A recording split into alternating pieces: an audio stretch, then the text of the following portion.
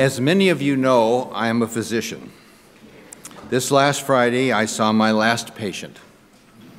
Many of you have already experienced the transition into retirement. As I was looking for words to light our candle, I came across this written by Reverend Karen Johnston. Life is series and circles of transition, some known, some mysterious. Transitions are like doorways. When we open a door, we think we know what we will find on the other side, but we can never be sure. So, as we gather today for worship, let us open to the mystery, the riddle, and the mystery.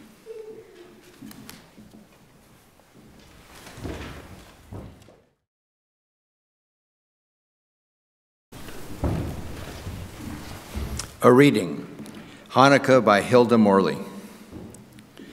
This season for us, the Jews, a season of candles, one more on the seventh branched candlestick for the 7 days of the week. But let it be 7 in the sense of luck in dice, 7 of the stars in the constellation of Orion, Aldebaran in the sky, lively over Jerusalem. Let the fuel last the besieged, such as we are, to nourish us. Let the oil continue for heat, for illumination, flame crouching in the lamp, the glass smoky, December upon us, the light not fail. The air has been mild for days, and the 7 rings through my life despite the 8 of this week. Bushes in the doorway of 7 Charles where I live, 51, crackle with dryness, are bare still. That house with the lucky number brought me luck and misluck both. Like the other that added 7 out of 4 and 3. That's 7 underlying the 8 of this week. The 8 just over. The 7 just under a third of the years with Stephen. I praise them both today. The lasting oil in the 7th branched candlestick, absence of all fear, the smallest drop of fuel, enough to leap from.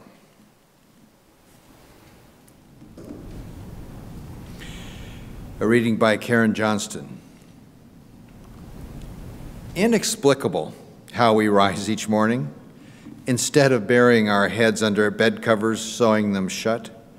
Why we keep on welcoming babies with bone-deep joy to this sordid world. How we fill burlap sacks with grit and gratitude, our hands shredded as we drag one over the other. How we refuse the daily pull towards greedy dark, keeping at least one toe, some of us whole torso, in the light. Inexplicable. It's what makes a poem worth writing, worth reading, worth flooding the world with redundant, flawed attempts at explanation. It's just the way it is. There is no other way. Stumbling every time, practice or no. Just part of the bargain, the unavoidable, intractable, inexplicable bargain.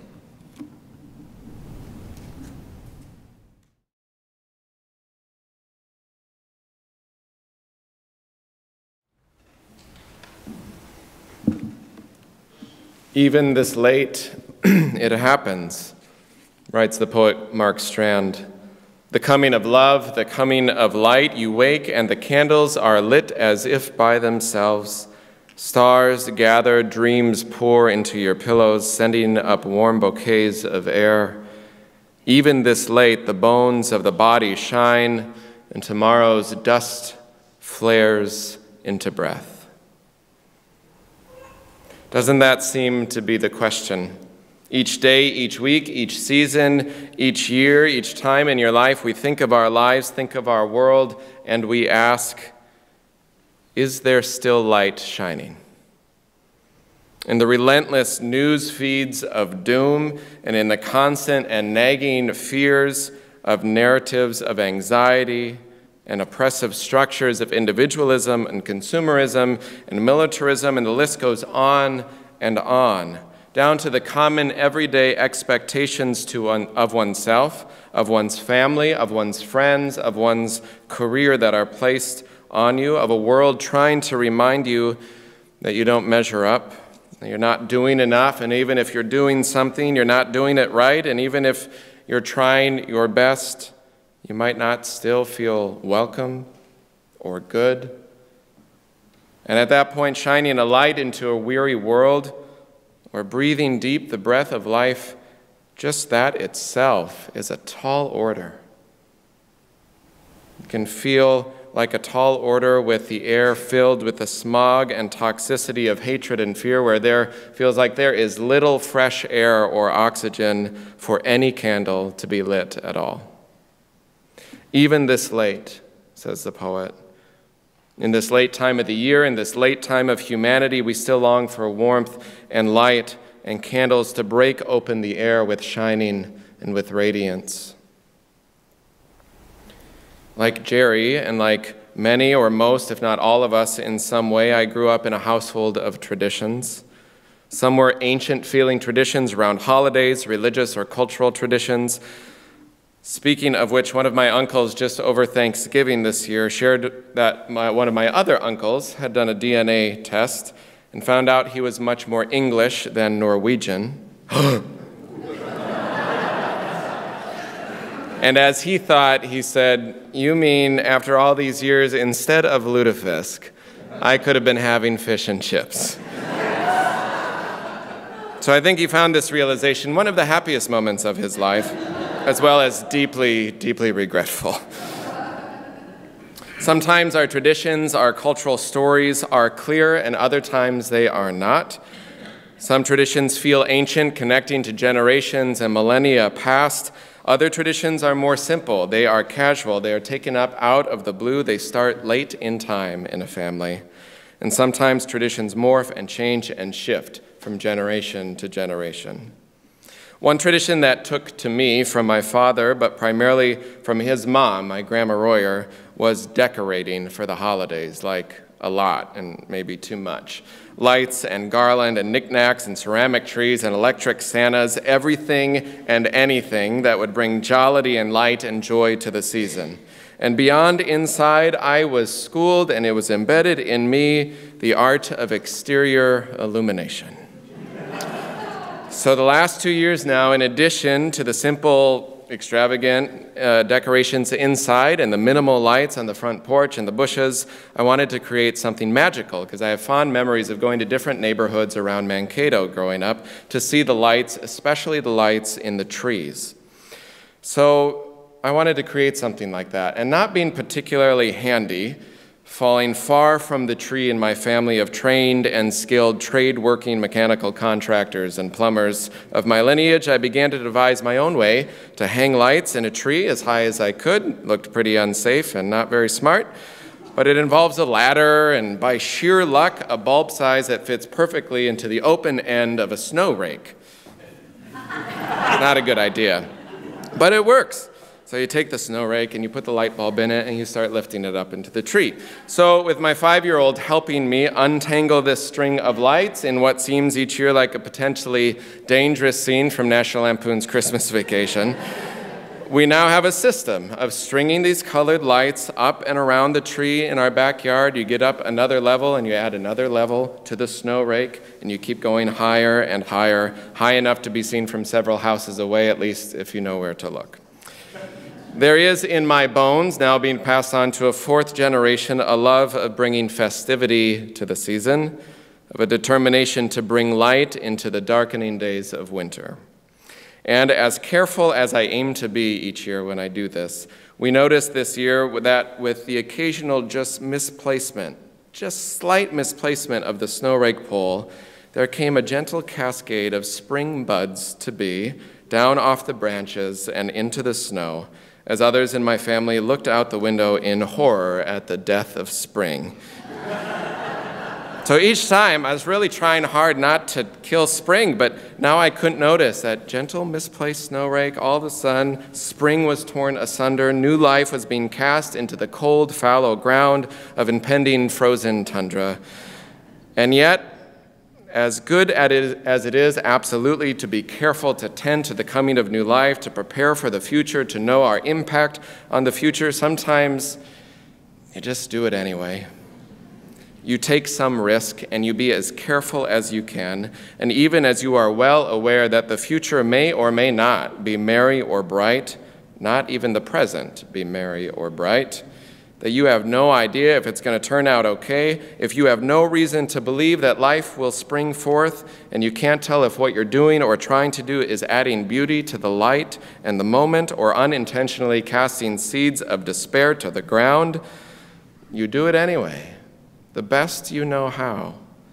And you believe somewhere deep in your bones, like family stories that are ancient or fleeting traditions, the poet reminds us, practiced or not, stumbling as you go, because you believe that this tree too can withstand it and stay resilient, that we too can withstand it and stay resilient.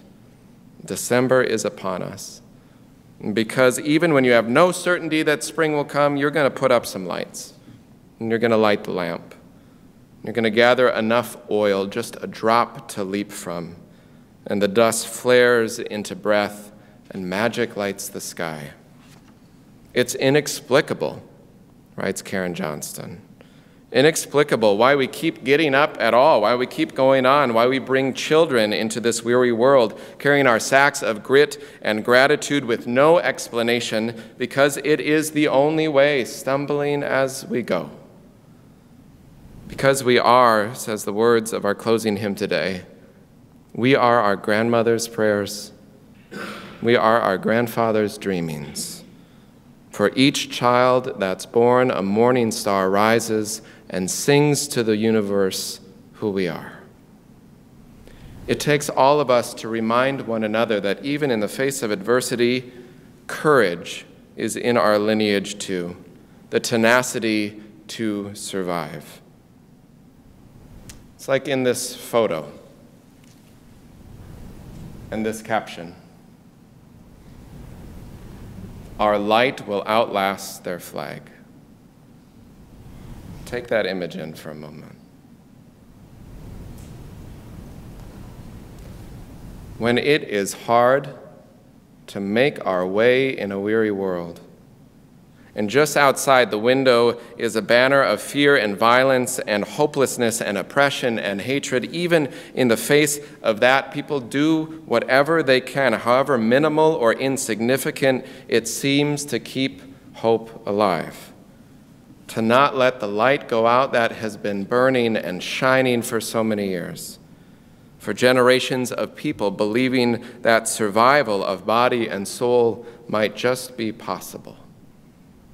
Over and over again, the candles that we need have been lit, as if by themselves, but they were lit by generations before us.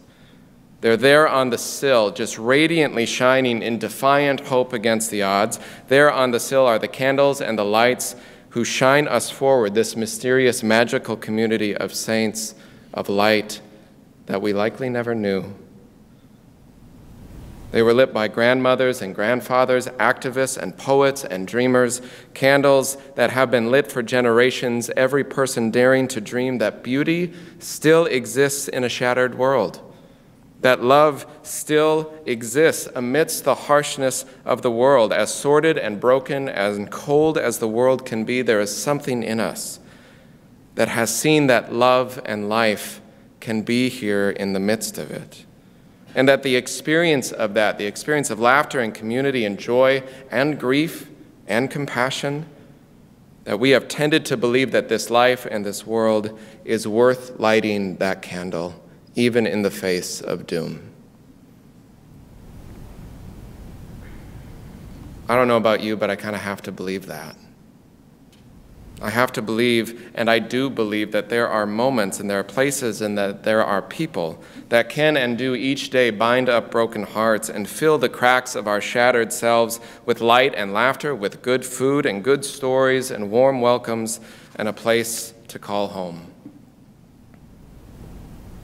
So last year, the same day after hanging up the lights on our now magical tree in the backyard, after one string was up, and fell down, and then we needed to go buy more, and then a bulb broke, and then a branch broke, and some more seeds flew to the ground, and we finally got it lit with a little drum roll. My neighbor called me. She's 90 now. She broke a hip last year, and after years of being active in her yard and loving to be out on the sidewalk and gardening and raking and shoveling, she laughingly and with good humor calls herself the one in charge of looking out the window now. And she called and left a message saying, "The same day I put the lights up, thank you for hanging the lights, because I go to the back bedroom and I see them in the air, and I just sit there and I look and I look and I look, and it's beautiful." So you keep doing it.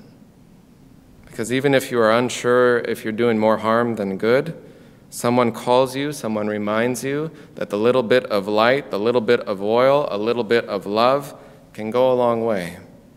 So that one day, months or years or generations from now, someone, somewhere will rise to the morning, they'll look out their window at the banners of despair, and there on the windowsill, they will see the candles that you lit. And to them, it will be as if they were lit by themselves, filling their weary souls with a small but a mighty light, to remind them someone somewhere long ago thought of them and lit this candle so the world could be a little brighter, and it's their time to light a candle too. Regardless of the fear, they lit it anyway. They loved anyway. Because in that moment, nothing mattered more than casting just a little light in the shadows and making more beauty to fill in the cracks of a broken world. Because we can have beauty and love and life, at least for now. At least for now. And sometimes that's all that matters.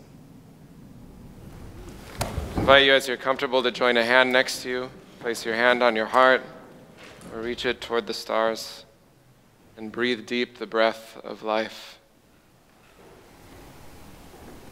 Rooted here between the sacred dust of earth and the shimmering stars of the heavens, we have our breath. And in the midst of brokenness, we have generations upon generations of people lighting candles in the darkness and in the face of despair. Who are we to stop that tradition? The candles are now yours to light. Amen.